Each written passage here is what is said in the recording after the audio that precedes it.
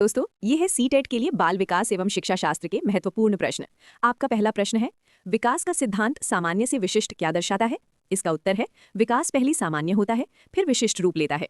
आपका दूसरा प्रश्न है, बाल विकास का सबसे तीव्र चरण कौन सा है? इसका उत्तर है, शैशवावस्था। आपका तीसरा प्रश्न है, सीखने की प्रक्रिया का केंद्र कौन होता है? इसका उत्तर है, शिक्षार्थी। आपका चौथा प्रश्न है, बालकों में तर्क शक्ति का विकास किस अवस्था में होता है? इसका उत्तर है, ठोस संक्रियात्मक अवस्था में। आपका पांचवा प्रश्न है, अधिगम की प्रक्रिया कब पूर्ण मानी जाती है? इसका उत्तर है, जब व्यवहार में स्थायी परिवर्तन हो। आपका छठा प्रश्न है, भाषा और चिंतन के संबंध पर किसने बल दिया? इसका उत्तर है, वाइगॉत्स्की ने। आपका सातवां प्रश्न है, निकटस्थ विकास क्षेत्र यानी ZPD की अवधारणा किसने दी? इसका उत्तर है, लेव वाइगॉत्स्की ने। आपका आठवां प्रश्न है, ZPD का अर्थ क्या है? इसका उत्तर है, बालक जो स्वयं कर सकता है और सहायता से कर सकता है, उसके बीच का अंतर। आपका नवा प्रश्न है, सामाजिक अंतःक्रिया का सीखने में क्या महत्व है? इसका उत्तर है, यह अधिगम को अधिक प्रभावी बनाती है।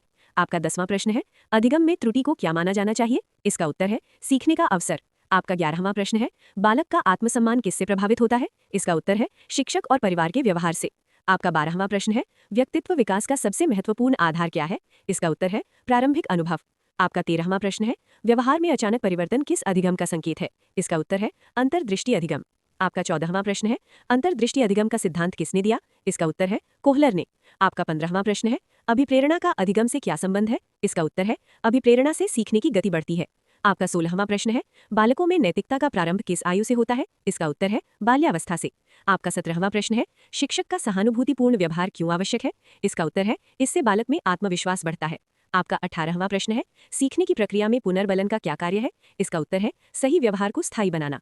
आपका 19वां प्रश्न है, रचनावादी शिक्षण का मुख्य सिद्धांत क्या है? इसका उत्तर है, ज्ञान का निर्माण स्वयं करना। आपका 20वां प्रश्न है, बाल केंद्रित कक्षा में शिक्षक की भूमिका कैसी होती है? इसका उत्तर है, मार्गदर्शक की। आपका 21वां प्रश्न है, समावेशी शिक्षा में पाठ्यक्रम कैसा होना चाहिए? इसका उत्तर है, लचीला और अनुकूलनीय। आपका 22वां प्रश्न है, विशेष आवश्यकता वाले बच्चों के लिए सबसे उपयुक्त मूल्यांकन क्या है? इसका उत्तर है, सतत मूल्यांकन। आपका 23वां प्रश्न है, अधिगम शैली से क्या तात्पर्य है? इसका उत्तर है, सीखने का व्यक्तिगत तरीका। आपका 24वां प्रश्न है, भावनात्मक बुद्धि का संबंध किससे है? इसका उत्तर है, भावनाओं की समझ और प्रबंधन से। आपका 25वां प्रश्न है, बालक के सामाजिक व्यवहार का निर्माण कहाँ होता है? इसका उत्तर है, घर और विद्यालय में। आपका 26वां प्रश्न है, बाल विकास का अध्ययन शिक्षक के लिए क्यों आवश्यक है? इसका उत्तर है, प्रभावी शिक्षण के लिए। आपका 27वां प्रश्न है, सीखने में रुचि कैसे उत्पन्न की जा सकती है? इसका उत्तर है, गतिविधि आधारित शिक्षण से। आपका 28वां प्रश्न है, सहयोगात्मक अधिगम का मुख्य लाभ क्या है? इसका उत्तर है, सामाजिक कौशल का विकास।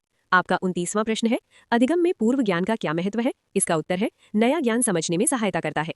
आपका 30वां और अंतिम प्रश्न है, शिक्षा का अंतिम उद्देश्य क्या माना जाता है? इसका उत्तर है, बालक का सर्वांगीण विकास।